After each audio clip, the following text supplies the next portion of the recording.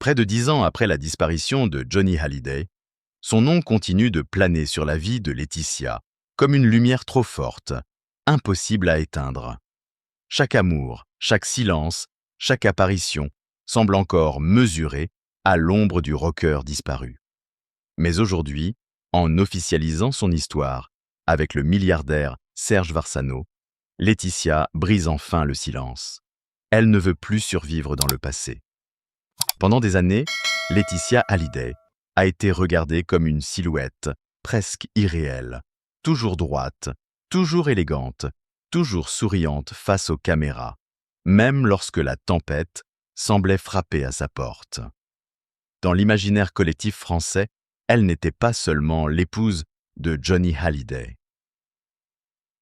Elle était la femme qui marchait à ses côtés dans les aéroports, sur les tapis rouges, dans les coulisses des concerts, dans ces instants où le mythe redevenait un homme fatigué, un père, un mari, une légende avec ses failles. On l'a vue jeune, blonde, fragile en apparence, entrer dans la vie du plus grand rocker français, comme on entre dans une histoire déjà trop vaste pour soi. Et pourtant, elle y est restée. Elle a appris les codes, les regards, les silences. Elle a compris que vivre auprès de Johnny, ce n'était pas seulement partager un amour, c'était accepter une présence nationale, presque familiale, dans son intimité. La France aimait Johnny comme on aime un monument. Alors forcément, la femme de Johnny ne pouvait pas être une femme comme les autres. Elle devait être irréprochable. Elle devait sourire quand on la jugeait, se taire quand on l'accusait, avancer quand elle aurait peut-être voulu s'effondrer.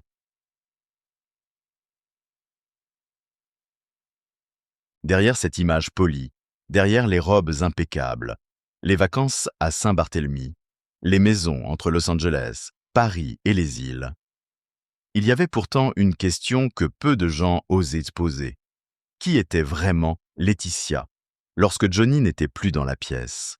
Était-elle seulement la gardienne d'un nom, la veuve d'une icône, la femme chargée de protéger une mémoire trop grande pour elle, ou bien une personne à part entière, avec ses désirs, ses colères, ses contradictions, ses besoins d'amour et de liberté?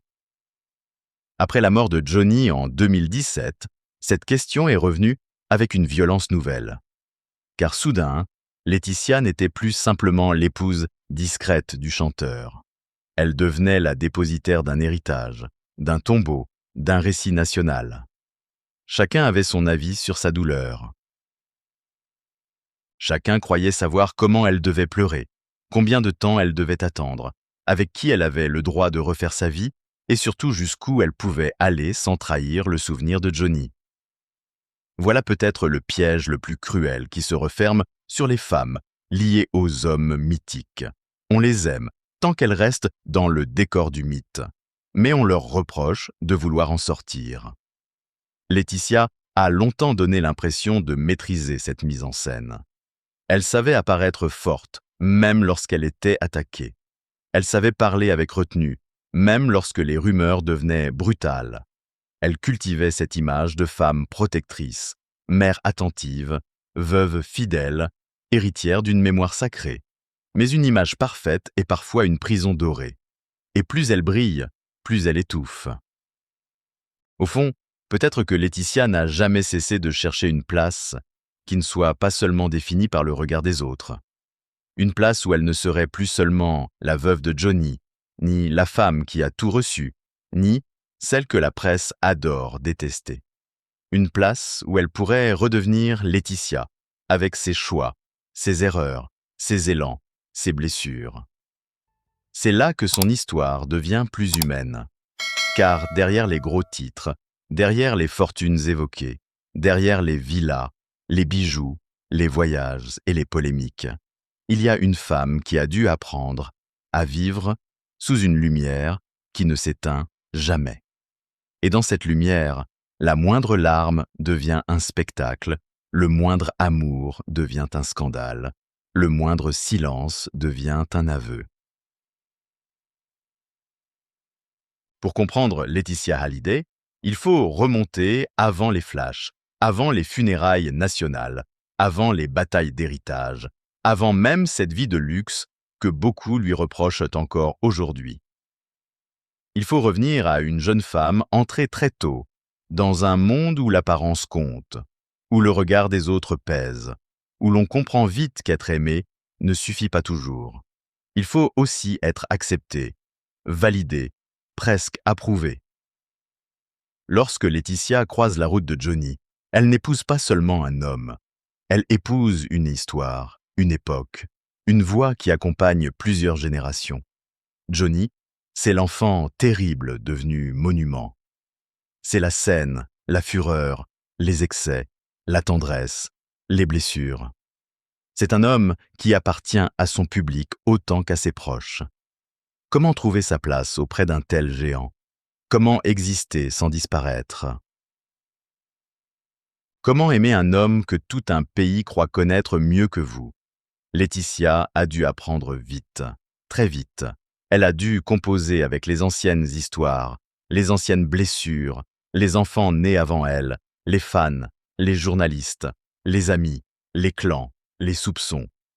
Elle a dû devenir, peu à peu, celle qui accompagne, celle qui organise, celle qui protège. Dans les dernières années de Johnny, son rôle prend une dimension encore plus lourde. Elle n'est plus seulement l'épouse présente. Elle devient celle qui veille, celle qui filtre, celle qui soutient l'homme malade lorsque la légende vacille. Et c'est peut-être là que naît une partie de l'ambiguïté qui la suivra ensuite. Aux yeux de certains, elle est la femme courageuse qui a tenu la main de Johnny jusqu'au bout. Aux yeux d'autres, elle devient celle qui contrôlait trop, celle qui entourait trop, celle qui décidait trop. La frontière entre protection et possession devient floue dans les récits publics. Et lorsque Johnny meurt en décembre 2017, la douleur privée explose immédiatement dans l'espace public. La France pleure son idole, mais très vite, le deuil se transforme en feuilleton. Laetitia, qui aurait peut-être eu besoin de silence, se retrouve au centre d'une bataille d'images. On scrute son visage, on interprète ses gestes, on analyse ses mots. Puis vient la guerre de succession, l'affaire qui va bouleverser durablement son image. Le testament de Johnny, les accusations, les millions d'euros, les enfants aînés, les tensions familiales. Tout devient matière à débat national. Certains la défendent, rappelant qu'elle a été l'épouse des dernières années, la compagne du quotidien, la mère de Jade et Joy. D'autres l'accusent d'avoir voulu garder trop de pouvoir, trop d'argent, trop de mémoire. Et dans ce tumulte, une vérité plus intime se perd. Laetitia vient de perdre l'homme autour duquel toute sa vie adulte s'était organisée. Elle perd un mari, mais aussi un rôle. Elle perd un amour, mais aussi une identité. Car pendant des années, son nom, son visage, sa place dans la société ont été liés à Johnny. Quand il disparaît, que reste-t-il? Une maison vide? Des souvenirs trop lourds? Des enfants à protéger? Un public qui réclame des comptes? Cette question, personne ne peut y répondre à sa place. Alors Laetitia avance, parfois maladroitement, parfois avec panache, parfois en se trompant peut-être, mais toujours sous le regard de millions de personnes. Et c'est dans ce mélange de grandeur et de solitude que se dessine la suite de son parcours. Car une femme qui a vécu dans l'ombre d'un monument ne sort jamais vraiment indemne de cette ombre. Taki. Elle doit se reconstruire avec les morceaux du passé, avec les jugements du présent, et avec cette peur sourde, celle de ne jamais être aimée pour elle-même, mais toujours à travers le fantôme de celui qu'elle a perdu. Il fut un temps où Laetitia Hallyday n'était pas encore ce visage divisé par les polémiques, pas encore cette femme que l'on jugeait à chaque apparition, pas encore ce nom que l'on associait au testament, aux rancœurs familiales et aux passions contrariées. Il fut un temps où elle incarnait, aux yeux d'une grande partie du public, une forme de douceur dans le tumulte de Johnny. Elle était celle qui l'attendait dans les coulisses, celle qui souriait quand lui rugissait, celle qui semblait poser une main calme sur l'épaule d'un homme fait de feu, de bruit et de vertige. Dans les images de cette époque, il y a quelque chose de presque cinématographique. Johnny, la veste de cuir, les projecteurs, La voix immense. Laetitia, plus discrète, plus lumineuse, comme une présence de paix au bord du volcan. Le public voulait croire à cette histoire. Il voulait croire que le rocker, après tant d'excès, tant d'amour, tant de nuits brûlées, avait enfin trouvé un refuge. Et Laetitia, qu'on la comprenne ou non, jouait ce rôle avec une conviction qui semblait sincère. Elle n'était pas seulement la jeune épouse d'une star vieillissante. Elle était devenue, peu à peu, le visage du dernier grand chapitre de Johnny Hallyday. Le chapitre des voyages, des maisons baignées de soleil, de Los Angeles aux Antilles, des Noëls en famille, des photos tendres avec Jade et Joy, des anniversaires entourés d'amis, de cette existence entre luxe et intimité que beaucoup regardaient avec fascination. Laetitia apparaissait alors comme une femme comblée, une mère attentive, une épouse fidèle, presque la gardienne d'un équilibre fragile que Johnny, seul, n'aurait peut-être pas su préserver. Elle semblait connaître ses silences, ses colères, ses peurs. Elle savait quand se tenir près de lui, quand se retirer, quand sourire pour deux. Et dans cette mise en scène familiale, le public trouvait une forme de consolation. Johnny n'était plus seulement l'idole indomptable, il devenait un homme entouré, aimé, apaisé. Voilà pourquoi, pendant longtemps, Laetitia a bénéficié d'une affection réelle. On la voyait comme celle qui avait offert au chanteur une dernière maison intérieure. Elle représentait cette promesse très humaine. Même les hommes les plus excessifs peuvent finir par trouver un port. Mais les ports, parfois, cachent des tempêtes. Derrière les cartes postales, derrière les villas de rêve, derrière les sourires au soleil de Saint-Barthélemy, la vie n'était pas forcément aussi simple que les magazines voulaient le raconter. Car aimer Johnny, c'était aimer un homme immense, mais aussi un homme compliqué, fragile, habité par ses propres fantômes. C'était accepter de partager son mari avec la scène, avec les fans, avec la mémoire collective, avec les anciennes blessures, avec tout ce qui venait avant elle. Pourtant, Laetitia tenait. Elle tenait parce que c'était son rôle, parce qu'elle l'avait choisi, parce qu'elle avait compris qu'auprès d'un mythe, il faut souvent s'effacer pour mieux durer. Durant ces années, elle s'est construite une image presque parfaite, élégante, sans excès apparent, maternelle sans emphase, présente sans trop parler. Et cette retenue lui servait d'armure. Plus Johnny avançait vers la fin de sa vie, plus cette armure devenait lourde. Yijita, le public la regardait avec une tendresse mêlée de respect. On l'imaginait forte, mais personne ne savait vraiment combien il faut de solitude pour paraître forte à ce point. Puis vinrent les derniers concerts, les dernières apparitions, les derniers sourires. Dans ces moments-là, Laetitia était partout et nulle part à la fois, présente dans l'ombre, indispensable dans les coulisses, silencieuse devant les caméras. Lorsque Johnny affrontait la maladie, elle devint aux yeux de beaucoup la femme du courage, celle qui accompagne jusqu'au bout, celle qui ne lâche pas la main lorsque la nuit tombe. Et c'est peut-être cette image-là, si belle, si grave, qui rendra la suite encore plus douloureuse. Car lorsqu'un public vous a aimé comme une veuve sacrée, il supporte mal de vous voir redevenir une femme. Il accepte vos larmes, mais pas toujours vos désirs. Il admire votre fidélité au passé, mais s'inquiète dès que vous osez regarder ailleurs. Et Laetitia, après avoir été aimée pour sa loyauté envers Johnny, allait bientôt découvrir que cette même loyauté deviendrait une chaîne invisible. Une chaîne dorée, brillante, admirée, mais une chaîne tout de même. Puis un jour, le décor s'est fissuré. Pas brutalement au début, non. Les grands effondrements commencent coup souvent par de petits craquements, presque inaudibles. Une phrase rapportée, un regard interprété, une absence remarquée, une question qui revient dans les journaux, puis une autre encore. Après la mort de Johnny Hallyday, en décembre 2017, la France croyait entrer dans un long deuil collectif. Elle pensait pleurer une légende, déposer des fleurs, chanter quelques refrains, puis laisser sa famille se recueillir dans le silence. Mais le silence n'est jamais resté longtemps autour du nom Hallyday.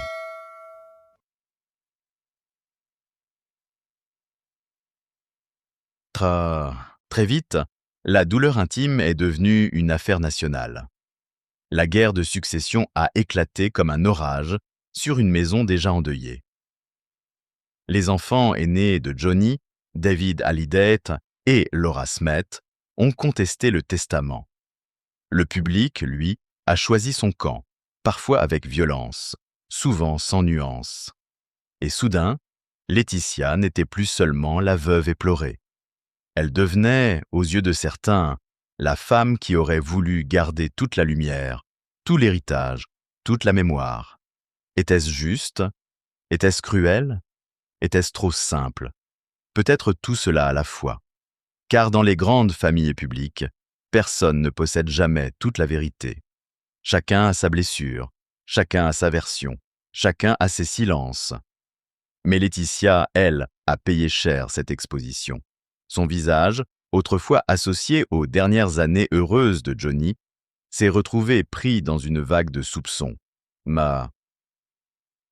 On l'a accusé d'avoir verrouillé l'entourage du chanteur. On l'a soupçonné d'avoir influencé ses décisions. On a disséqué son train de vie, ses maisons, ses voyages, ses dépenses, ses amitiés. Chaque détail devenait une preuve possible, chaque sourire une provocation, chaque parole un calcul. C'est là que le conte s'est brisé, car l'image publique de Laetitia reposait sur une idée fragile, celle d'une femme discrète, protectrice, dévouée. Or, la bataille judiciaire a fait surgir une autre lecture, plus dure, plus froide, parfois impitoyable. Dans cette lecture-là, elle n'était plus la gardienne d'un amour, elle devenait la gardienne d'un empire. Et une femme qui garde un empire est rarement regardée avec tendresse. Pendant des mois, puis des années, son nom a été prononcé avec suspicion. Dans les cafés, sur les plateaux, dans les colonnes des magazines, chacun semblait avoir quelque chose à dire sur elle. Certains ne lui pardonnaient pas sa richesse, d'autres ne lui pardonnaient pas son silence, d'autres encore ne lui pardonnaient tout simplement pas d'avoir survécu à Johnny. Voilà le paradoxe terrible de son histoire. On attendait d'elle qu'elle porte le deuil dignement, mais on la jugeait dès qu'elle le portait à sa manière. Et derrière cette violence médiatique, il y avait aussi une solitude plus profonde. Laetitia devait protéger Jade et Joy, ses filles, tout en affrontant l'hostilité d'une partie de l'opinion. Elle devait continuer à vivre entre Los Angeles, Paris et Saint-Barthélemy, ce lieu chargé de mémoire où Johnny repose, alors même que chaque déplacement nourrissait les commentaires. Elle devait faire bonne figure, encore et toujours. Mais comment faire bonne figure quand on devient le personnage central d'un récit que l'on ne maîtrise plus? Comment se défendre sans paraître froide? In the ancient land of Eldoria, where skies shimmered and forests whispered secrets to the wind, lived a dragon named Zephyros. Sarcastically, not the burn it all down kind, giggles, but he was gentle, wise, with eyes like old stars, whispers. Even the birds fell silent when he passed. Elles laissent aussi passer un peu d'air. Et dans cet air, même douloureux, une femme peut commencer à rêver d'une autre vie. Après Johnny, il y eut le silence. Un silence immense, presque physique, comme une maison trop grande, où chaque pièce garde encore l'écho d'une voix disparue. Laetitia Hallyday avait beau voyager, sourire, continuer d'apparaître, quelque chose semblait toujours la ramener vers lui, vers Johnny, vers l'homme, vers le mythe, vers la tombe de Saint-Barthélemy, vers cette histoire d'amour devenue patrimoine national. Et quand, peu à peu, elle a tenté de refaire sa vie, le public n'a pas seulement regardé une femme aimée à nouveau. Il a regardé une veuve franchir une frontière invisible. Une frontière que beaucoup avaient dessinée à sa place. Car aimer après Johnny, était-ce encore possible? Et surtout, était-ce permis? Le premier à entrer dans cette zone fragile fut Pascal Ballande, entrepreneur dans la restauration. apparut dans sa vie en 2019 comme une promesse douce, presque rassurante. On disait alors qu'il l'aidait à sortir du chagrin, qu'il lui redonnait le goût des choses simples, qu'il lui offrait une présence d'homme, là où il n'y avait plus qu'une absence de légende. Mais très vite, la réalité s'est imposée. Laetitia l'a reconnue elle-même. L'ombre de Johnny était trop grande. Trop grande pour elle, trop grande pour lui, trop grande pour le couple qu'ils essayaient de construire. Comment demander à un homme d'aimer une femme dont le passé dort encore dans chaque photographie, dans chaque article, dans chaque souvenir public? Comment demander à une femme de ne pas comparer, de ne pas trembler, de ne pas sentir, derrière chaque nouveau geste tendre, le poids d'un amour qui a duré jusqu'à la mort? L'histoire avec Pascal Ballande s'est éteinte en 2020, comme une tentative sincère, mais trop tôt venue, trop exposée, trop fragile. Puis est arrivé Jalil Lesper, acteur, réalisateur, homme de cinéma, homme d'image. Avec lui, Laetitia a semblé retrouver une forme d'élan. Ils ont vécu ensemble à Los Angeles. Ils sont apparus proches, complices, presque familiaux auprès de Jad et Joy. Dans les photos, on croyait voir une reconstruction, un foyer qui se réinvente sous le soleil californien. Une femme qui ose à nouveau rire, recevoir, aimer, habiter le présent. Mais derrière cette façade plus lumineuse, les murmures ont commencé. On parla de jalousie, d'incompréhension, de tension, d'une pression médiatique devenue trop lourde.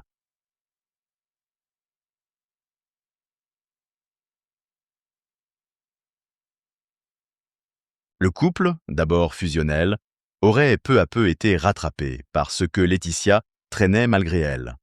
La comparaison permanente, le regard du public, les fantômes familiaux, le soupçon que rien, jamais, ne serait tout à fait libre autour d'elle.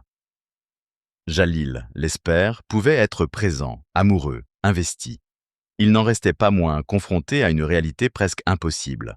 Dans la vie de Laetitia, Johnny n'était pas seulement un souvenir, il était une présence collective. Un troisième visage dans le couple, une ombre assise à la table. Un nom que personne ne prononçait sans provoquer un frisson. Leur histoire s'est terminée en 2023, après 3 années d'intensité et d'usure. Puis vint Frédéric Suan, en 2024, homme d'affaires plus discret, presque une parenthèse, après les passions trop visibles. Avec lui, Laetitia semblait chercher moins le roman que l'apaisement. Dress.